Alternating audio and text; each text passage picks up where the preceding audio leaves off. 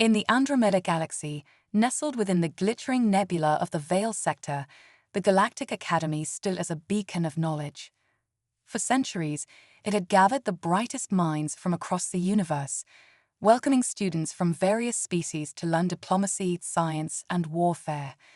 Yet, one course remained shrouded in mystery: advanced warfare tactics, taught by the formidable Professor Zevor Quarks. The Academy buzzed with rumors, especially among the students eager to uncover the secret of why humans were banned from galactic wars.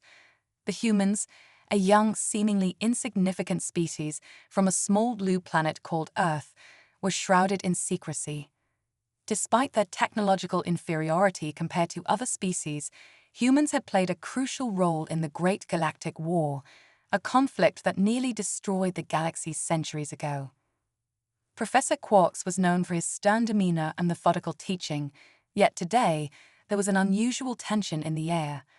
The vast lecture hall was filled with students of all shapes and sizes, beings with crystalline exoskeletons, others with bioluminescent skin, and telepathic creatures. As they waited, the atmosphere buzzed with anticipation. Suddenly, the doors slid open, and Professor Quarks entered. His deep violet eyes scanned the room, his leathery wings folded tightly against his back. Without preamble, he began, his voice a deep rumble that echoed through the hall. Today, we uncover a story that has been hidden for centuries, the real reason humans are forbidden from participating in galactic warfare. The human element. With a wave of his hand, the central holographic projector lit up, showing a rotating image of Earth. For many students, it was the first time seeing this remote planet up close. Quarks continued, "At first glance, humans seem unremarkable, primitive even, but during the Great Galactic War, they displayed a level of creativity, resilience, and adaptability that no other species could match." The hologram zoomed out, revealing Earth's position in the vast Milky Way galaxy nestled in the Orion Arm. To understand why humans are banned, we must revisit the Great Galactic War, a conflict that pitted the Galactic Council against a terrifying enemy, the Krail, a species from the Omega Quadrant bent on galactic domination. The students watched in awe as the hologram shifted to show scenes of the war: massive fleets of starships clashing in space, entire planets under siege, and destruction on an unimaginable scale. The Krail, known for their ruthlessness, had advanced technology and a hunger for conquest. Humanity's unexpected role. Desperate for help, the Galactic Council reached out to every known species, including the humans, Quarks explained. What the Council didn't expect was the raw determination and ingenuity that humans brought to the battlefield. Images of early human spacecraft appeared, crude by galactic standards, yet there was something uniquely dangerous about them. Human ships moved unpredictably, employing strategies that defied traditional tactics. Their unorthodox methods caught the Krail off guard, tipping the balance of power in the war. Quarks paused, his eyes narrowing. Humans did more than fight.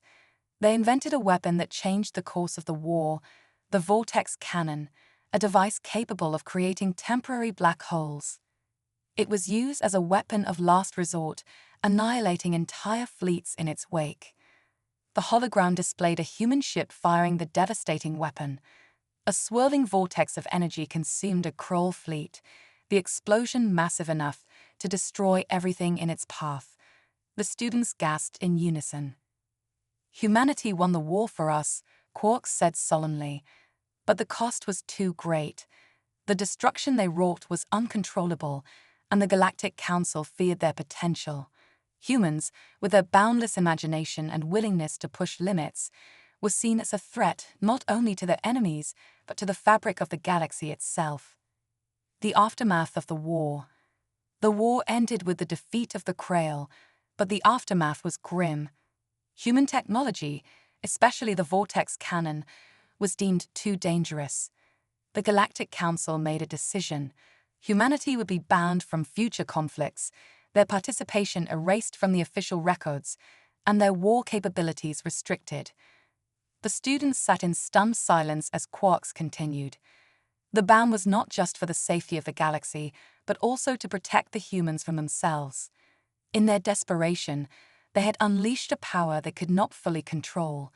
And that, my students, is why humans are forbidden from galactic wars. As the lecture ended, the room was filled with an uneasy quiet.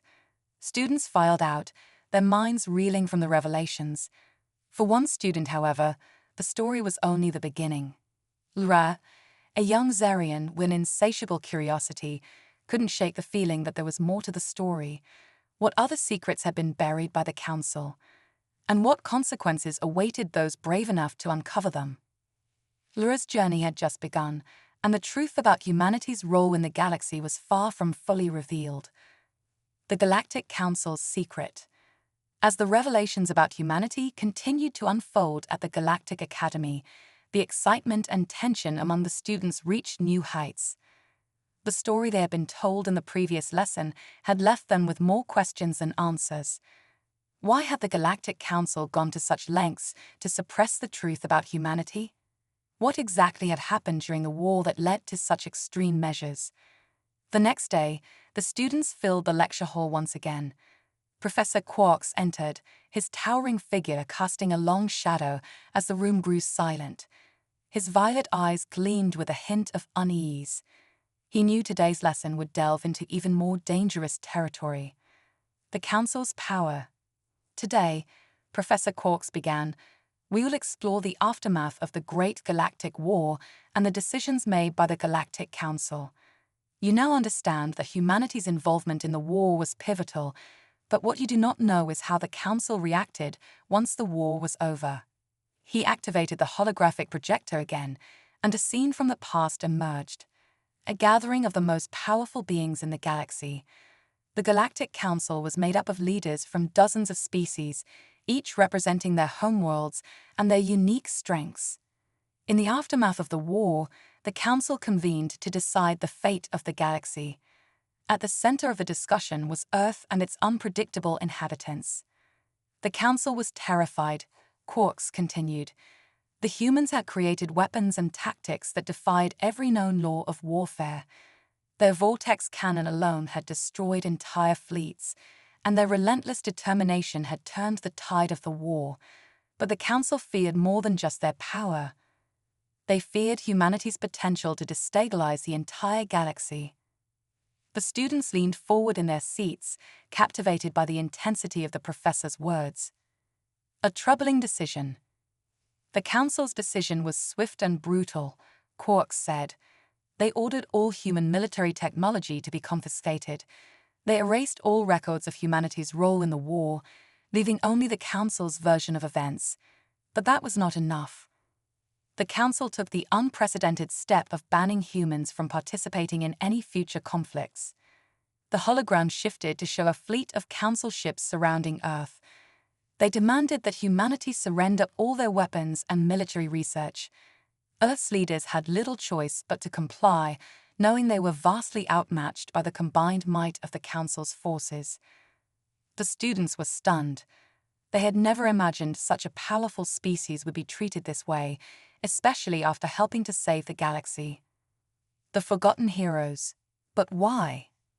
A student in the front row asked, unable to contain their curiosity. Why erase everything? Quarks turned his gaze toward the student. The Council feared what would happen if other species followed humanity's example. Humans, as you've seen, are different. Their creativity, their ingenuity, and their unpredictability were unlike anything the galaxy had ever seen. The Council knew that if humans were allowed to continue developing their technology, it could lead to chaos. So they decided to suppress humanity, to ensure their dominance and maintain order. The room fell silent once more, the weight of the truth settling heavily on the students' minds. Seeds of rebellion. As the lecture continued, one student couldn't shake the feeling that something was terribly wrong. Lyra, the young Zarian who had been fascinated by humanity's story, felt a growing sense of unease. She had always believed in the Galactic Council, trusting in their leadership and their wisdom, but now she began to see cracks in their facade. After the lecture ended, she approached Taro, a fellow student who had always been skeptical of the council. "There's something they're not telling us," Lyra whispered. "I don't think the council is as benevolent as they want us to believe." Taro nodded, his eyes sharp with suspicion. "I've been saying that for years. The council controls everything, what we learn, what we see, even what we think. If they can suppress an entire species like humanity, what else are they hiding?" Lyra's mind raced. She had always admired the council's commitment to peace and stability, but now she began to wonder if that stability came at too high a cost. The truth about humanity had opened her eyes to the possibility that the council was not as infallible as they seemed. A dangerous mission. Later that night, Lyra and Taro met in secret with a small group of students who shared their doubts about the council. They had gathered in an abandoned part of the academy, hidden from the prying eyes of the administration. "We have to find out the truth," Lyra said, her voice trembling with determination. "There must be more to this story than what Quarks told us. If the council went to such lengths to hide humanity's role in the war, there must be a reason. We need to dig deeper." Taro agreed. "But how? The council controls everything, and if they find out we're asking questions, we'll be expelled, or worse." "We have to be careful," Lyra said, "but I have a plan." She revealed a stolen data crystal, one that contained classified information about the council's war archives. "I found this in the academy's restricted section. It might contain the answers we're looking for, but I can't access it without the right codes." The group fell silent as they considered the risks. Breaking into the academy's secure archives was dangerous, but Lyra was determined. The truth about humanity was too important to be left buried. The council's shadow, meanwhile, the Galactic Council, had not been idle. Unknown to the students, the council was well aware that the revelations about humanity were spreading through the academy. They had always known that curiosity was a dangerous thing, especially when it came to humans. In a dark chamber deep within the council's headquarters, the High Chancellor, a being known only as, watched as reports came in from the academy. The Chancellor's long, spindly fingers tapped rhythmically on the console in front of him. "It seems the students are beginning to ask too many questions," he murmured to himself. "This cannot be allowed to continue." He turned to one of his advisors, a cold, calculating species known as a VI. "Send a warning to the academy. Remind them that certain knowledge is forbidden for a reason. If they fail to control their students, we will intervene." Uncovering the truth. Back at the academy, Lyra and her group managed to crack the code on the data crystal. What they discovered shocked them to their core. The crystal contained detailed records of the war, including classified reports about humanity's involvement. They learned that the humans had not only created the vortex cannon, but had also developed even more terrifying weapons, devices capable of bending time, manipulating reality, and reshaping entire star systems. The Council had deemed these weapons too dangerous for any species to possess, which is why they had suppressed the knowledge and disarmed humanity. But the records also revealed something even more disturbing. The Council had not just banned humans from war, they had actively sabotaged Earth's technological advancements for centuries, ensuring that humanity remained under their control. Laura's heart raced as she realized the enormity of what they had uncovered. The Council was not protecting the galaxy from humanity, they were protecting their own power. "We have to tell the others," she said, her voice trembling with fear and excitement. "The galaxy needs to know the truth. The spark of revolution." The revelation of the Council's deception spread through the Galactic Academy like wildfire. Lyra, Taro, and their group of rebels had hoped to keep their activities secret for a while longer, but the information was too explosive. Word of the Council's manipulation of humanity and their long-standing control over the galaxy's technological progress reached every corner of the Academy. Students and faculty alike began to question everything they had ever known. The Council strikes back. As the whispers of rebellion grew louder, the Galactic Council acted swiftly. Within days, the Academy's security force, the Praetorians, an elite unit loyal to the Council, arrived on the campus. They were led by General Zell-Ara, a cold and efficient strategist known for her unwavering loyalty to the Council and her ruthlessness in dealing with dissent. The Academy's gates were sealed, communication channels were monitored, and those suspected of involvement in the rebellion were quietly taken away in the night. Fear gripped the students, but Lyra and her group refused to back down. One night, as the group gathered in the hidden tunnels beneath the Academy, Lyra spoke to the others. "We knew this would happen," she said, her voice steady despite the danger they were facing. "But we can't stop now. We have the truth, and the galaxy needs to hear it. If we don't act, the Council will crush anyone who questions them. Humanity will never be free, and neither will the rest of us." Taro nodded. "But how do we fight the Council? They have the Praetorians, and they control every major government. We're just students." Lyra looked around the room, her eyes blazing with determination. "We may be students, but we have knowledge they've kept hidden for centuries. Humanity isn't as weak as they want us to believe. We have allies we haven't even met yet. It's time to find them." A call to humanity. The group's first goal was clear: reach Earth. Humanity had been kept in the dark for too long, isolated and restricted by the Council's laws. But if Lyra and the others could get a message to Earth, they believed it would ignite a fire that would be impossible to extinguish. Using the stolen data crystal, the group devised a plan to hijack the Academy's communications array and send a signal to Earth. The task was dangerous. The array was heavily guarded, and any attempt to access it without authorization would alert the Praetorians.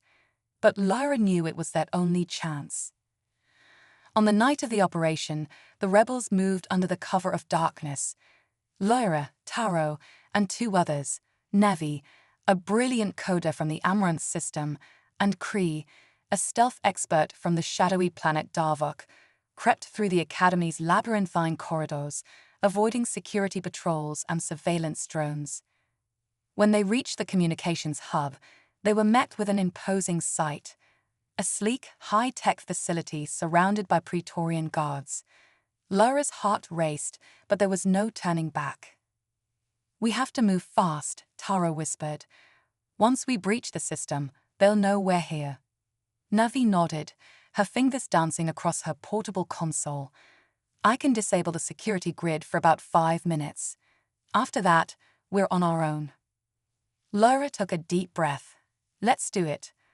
With a series of precise commands, Navi brought down the security systems, and Kree silently neutralized the guards outside the facility. The group slipped inside, heading straight for the control room.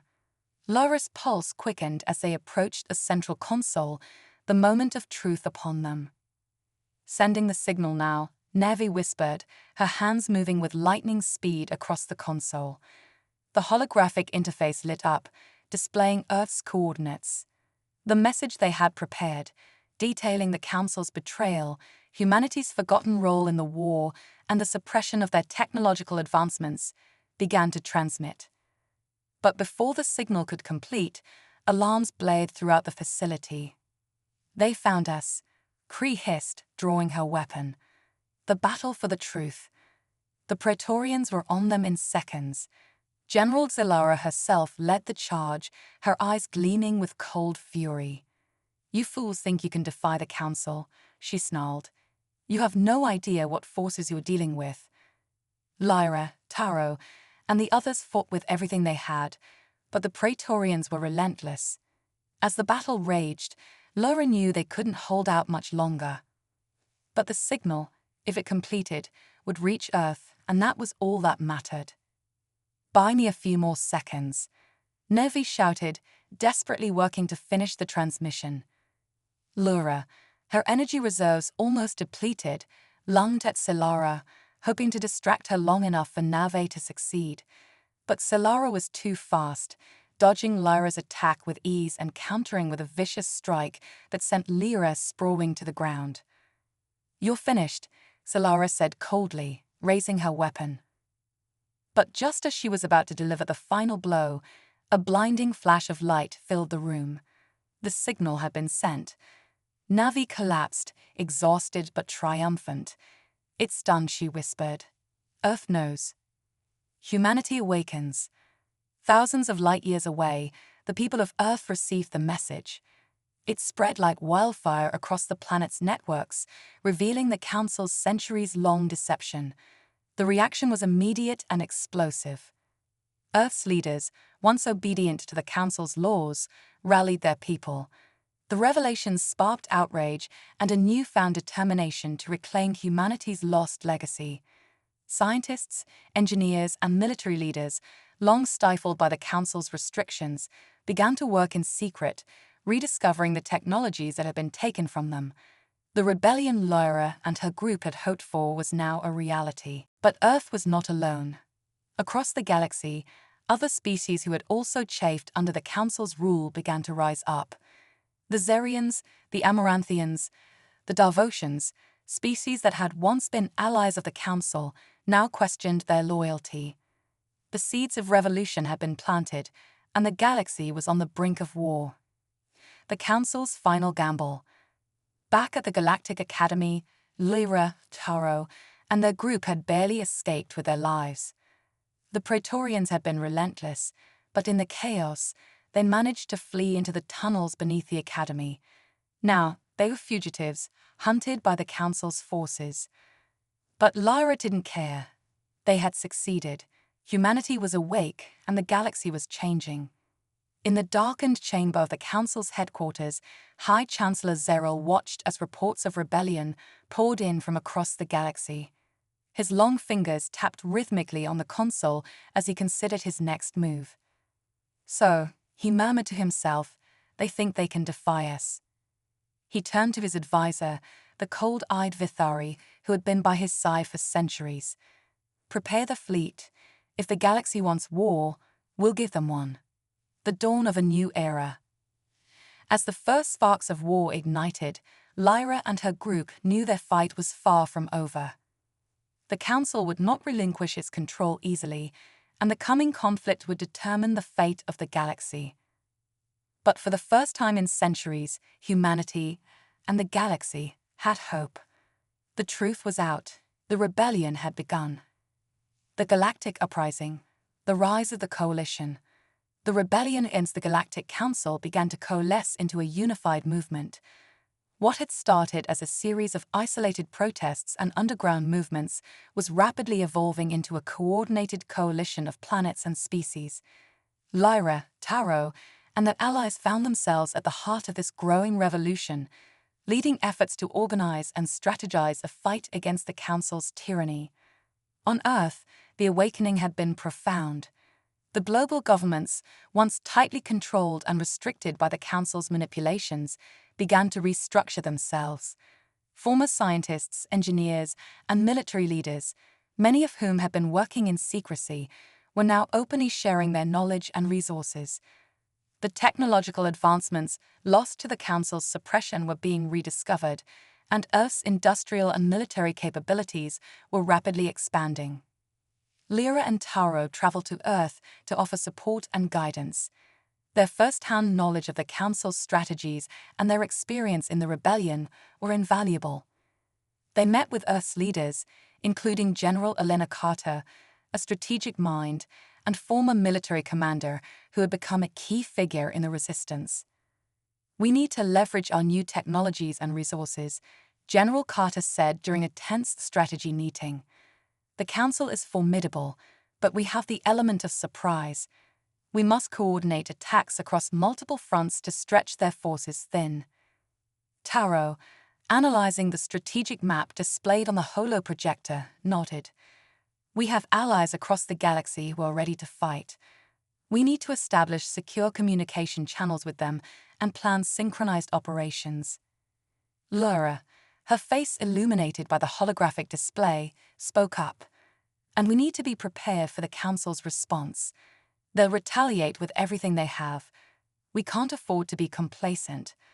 The Galactic War begins." As the Coalition's plans took shape, the Council moved swiftly to crush the uprising. High Chancellor Zeril, aware that his control was slipping, deployed his most elite forces to suppress the rebellion. The Council's fleet, the Praetorian Legion, was mobilized and sent to key locations where resistance had been strongest. The first major battle erupted in the asteroid belt of the Rillian system, a crucial supply route controlled by the Coalition. The Coalition's forces, led by Admiral Rake, a seasoned strategist from the Rillian system, engaged the Praetorian Legion in a fierce conflict. The battle was intense, with both sides deploying advanced weaponry and tactics. Admiral Rake's ships, though outnumbered, used their superior knowledge of the asteroid belt's treacherous terrain to their advantage. The Coalition's forces managed to inflict significant damage on the Praetorian fleet, sending a message to the galaxy that they were not to be underestimated. On the ground, battles raged across various planets. The once quiet worlds that had suffered under the Council's rule became battlegrounds for freedom. Cities that had long been subdued now witnessed the uprising of their people, fighting alongside the Coalition's forces. The Council's counterattack. In response to the growing threat, the Council executed a series of devastating counterattacks. Their forces targeted key Coalition worlds and critical infrastructure, aiming to dismantle the rebellion's capabilities. The Council also employed ruthless tactics to quell dissent, including the deployment of devastating energy weapons that left entire cities in ruins. Lyra, Taro, and their group, now regarded as key leaders in the resistance, were tasked with a high-stakes mission: infiltrate a heavily fortified Council facility on the planet of Volta Prime and retrieve critical intelligence about the Council's plans. The facility was rumored to house the Council's strategic command center, and its capture could turn the tide of the war. With their team, Navi, Kree, and a few trusted allies, Lyra and Taro set out on their dangerous mission. The operation required careful planning and precise execution. They used stealth technology and deception to infiltrate the facility, bypassing advanced security systems and Praetorian guards. Inside the command center, they discovered disturbing information. The Council was preparing to deploy a superweapon capable of annihilating entire planets. The weapon, known as the Nexus Cannon, was a last resort designed to maintain control through sheer force. This weapon could wipe out entire worlds, Navi said, her voice filled with dread as she examined the data. If the Council deploys it, the galaxy will be plunged into chaos. Lyra's expression hardened. We need to destroy it before they can use it. The Nexus Cannon. The mission to disable the Nexus Cannon was fraught with danger. The weapon's construction site was heavily guarded, and the Council had implemented stringent security measures. Lyra and her team, working in coordination with the Coalition's forces, launched a daring assault on the facility. The battle was fierce. The Coalition's forces clashed with the Praetorian Guards, engaging in brutal combat as Lyra and her team made their way through the facility. They encountered fierce resistance, but their determination drove them forward. After a series of intense confrontations, Lyra and her team reached the Nexus Cannon's core control room. The weapon's power was immense, and disabling it required precise coordination. Taro, with his technical expertise, worked to override the control systems while Lyra and the others defended their position against waves of Praetorian reinforcements. Finally, after what felt like an eternity, Taro succeeded in deactivating the Nexus Cannon. The weapon's core powered down, and the immediate threat was neutralized. The turning point. The destruction of the Nexus Cannon was a significant blow to the Council's plans. It demonstrated the Coalition's resolve and capability, inspiring further uprisings across the galaxy. Planets that had once been subdued rose up in defiance, and more species joined the Coalition's cause. In the aftermath of the battle, Lyra, Taro, and their allies celebrated their hard-fought victory, but they knew the war was far from over. The Council would not surrender easily, and the galaxy's future remained uncertain. The rebellion had ignited a new era of conflict, one that would determine the fate of the galaxy and the freedom of its inhabitants. Lyra and her companions were now symbols of hope and resistance, leading the charge against a tyrannical regime determined to maintain its control at any cost. As the war raged on, the Coalition's struggle for freedom and justice continued, shaping the destiny of the galaxy and forging a new path for its inhabitants. The shattered peace, the Council's desperation, the destruction of the Nexus cannon had sent shockwaves throughout the galaxy. The Council, once confident in its unyielding dominance, was now scrambling to regain control. High Chancellor Zeril, facing mounting pressure from both the Council and the Praetorian Legion, took drastic measures to suppress the uprising. In an attempt to quell the rebellion, Zeril authorized the deployment of a series of devastating planetary bombardments on key Coalition strongholds.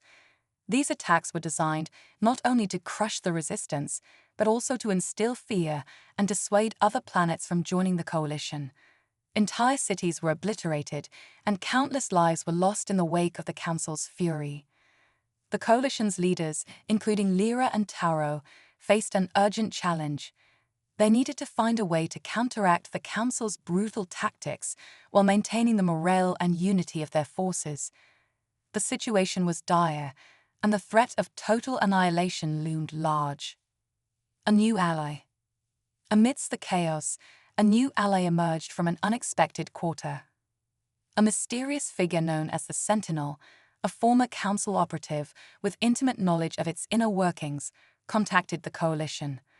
The Sentinel offered crucial intelligence about the Council's remaining assets and its strategic plans. The Sentinel, whose real name was Kyra, had grown disillusioned with the Council's brutality. She had witnessed firsthand the suffering inflicted on innocent worlds and was determined to make amends. Kyra's information proved invaluable, revealing the locations of hidden Council facilities and secret weapon caches. Lyra, Tauro, and Kyra formed a close partnership. Kyra's insights allowed them to launch a series of successful raids on Council supply depots and command centers. These operations weakened the Council's grip on key regions and provided much-needed resources to the Coalition. The Siege of Nova Prime. With the Council's forces stretched thin, the Coalition set its sights on Nova Prime, a heavily fortified world that served as the Council's primary base of operations. The planet was well defended, and the battle for its control would be a turning point in the war. Admiral Rake, leading the Coalition's forces, devised a bold strategy to capture Nova Prime.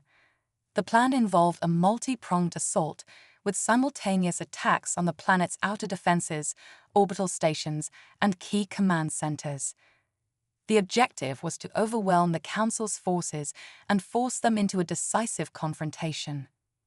The siege began with a massive space battle as Coalition ships engaged the Praetorian Legion in the orbit of Nova Prime.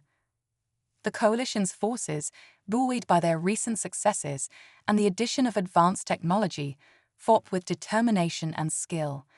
Despite heavy resistance, they managed to breach the planet's outer defenses. On the ground, Lyra, Tauro, and their team led a daring assault on the Council's command center.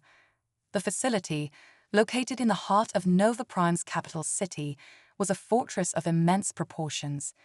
The battle was fierce, with Coalition forces fighting their way through heavily fortified corridors and encountering fierce Praetorian resistance. The Council's last stand. As the Coalition forces closed in on the command center, the Council prepared for its last stand. High Chancellor Zeril, realizing the gravity of the situation, mobilized the remaining Praetorian Legion troops and deployed the Council's remaining superweapons in a desperate bid to hold off the Coalition. Zeril, in a final act of defiance, activated the Council's last-ditch weapon, a massive energy cannon capable of obliterating entire cities. The weapon, known as the Oblivion Ray, was intended to turn the tide of battle and demonstrate the Council's power. Lyra and her team, racing against time, fought their way to the control room of the Oblivion Ray. Their mission was to disable the weapon before it could be used. The battle was intense, with Praetorian guards fighting fiercely to protect the weapon. Tauro, working alongside Kyra, managed to override the control systems and shut down the Oblivion Ray. The weapon's core was deactivated, and the immediate threat was neutralized.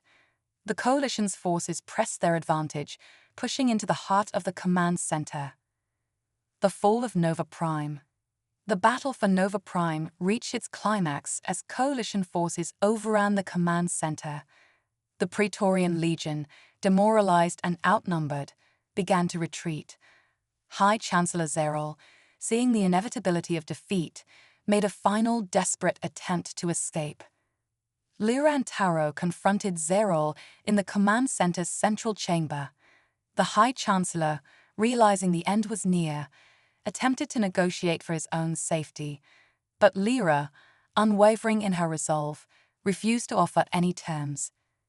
With Zerol's capture, the coalition secured a decisive victory. The fall of Nova Prime marked the beginning of the end for the Council's reign. The coalition's forces, now emboldened and unified, prepared to capitalize on their success and push for the final defeat of the Council. The Federation launched a series of targeted operations to dismantle these remnants and restore order. Taro led missions to track down and neutralize remaining Council operatives, while Kyra provided intelligence and support to ensure the success of these efforts. The task was not without its challenges.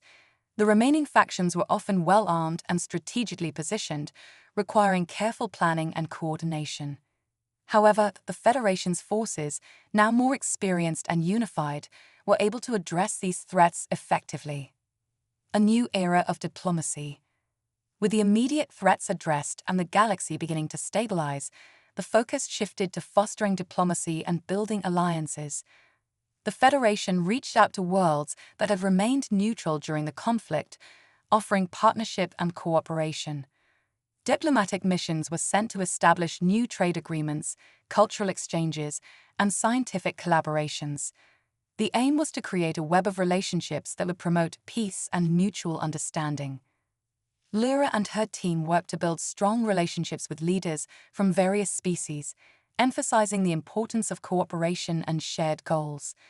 These efforts helped to create a more interconnected and harmonious galaxy, where conflicts were resolved through dialogue and negotiation rather than force. The legacy of the war. As the galaxy moved forward, the legacy of the war and the struggle for freedom remained a poignant reminder of the cost of tyranny. The stories of those who had fought for liberation became legends, inspiring future generations to uphold the values of freedom and justice. Monuments and memorials were established to honor the fallen and to commemorate the resilience and courage of those who had contributed to the fight. These symbols served as reminders of the sacrifices made and the importance of safeguarding the newfound peace. Lyra, Taro, and Kira continued to play prominent roles in the Federation, guiding its evolution and ensuring that the lessons of the past were not forgotten. They remained committed to building a better future and ensuring that the galaxy would never again fall into the grip of oppressive rule. Reflections and future prospects. As the galaxy entered this new era, the future seemed full of promise. The Coalition's victory had not only changed the balance of power, but had also ignited a spirit of collaboration and hope. The Federation's success in fostering peace and stability offered a vision of what could be achieved when diverse species worked together. Lyra and her companions reflected on their journey with a sense of accomplishment and hope. The battles fought and the victories won had paved the way for a brighter future. The galaxy, once torn apart by conflict, was now on the path to renewal and growth. The legacy of the war would continue to shape the galaxy's future, serving as a reminder of the strength of unity and the power of resilience. As new challenges and opportunities arose, the Federation stood ready to face them, guided by the principles of justice, equality, and cooperation. The galaxy had entered a new era, one defined by its commitment to building a better and more inclusive future. And as the stars shone brightly across the vast expanse of space, the promise of a new dawn was at hand. The echoes of rebirth. The Federation's growing pains. As the Galactic Federation took its first steps, it faced growing pains typical of any new governing body. While the initial excitement and optimism were palpable, the reality of balancing diverse interests and addressing deep-seated grievances soon set in. Lyra, now an influential leader in the Federation, found herself navigating a complex political landscape. The various species, each with its own priorities and concerns, presented a challenging puzzle. Some species felt that their needs were being overshadowed by the dominant voices in the Federation, leading to tensions and disputes. To address these issues, Lyra advocated for a more decentralized approach to governance, where local councils and representatives had greater autonomy to address specific needs. This approach aimed to balance the Federation's overarching goals with the unique circumstances of different planets and species. Rising discontent. Despite efforts to ensure inclusivity, not all was calm within the Federation. Discontent simmered beneath the surface as some factions felt that their contributions and sacrifices were not being adequately recognized. The memories of the war and the old injustices were still fresh, and some worlds were struggling to reconcile their past experiences with the new reality. Taro, now serving as a senior strategist in the Federation's military division, worked tirelessly to address these concerns. He organized outreach programs and dialogue sessions to engage with disenfranchised groups and understand their grievances. His goal was to create a platform for open communication and find ways to integrate their perspectives into the Federation's policies. The threat of resurgence. While the Federation worked to establish its new order, remnants of the old Council's loyalists began to regroup. These factions, disillusioned but not defeated, sought to exploit the Federation's vulnerabilities.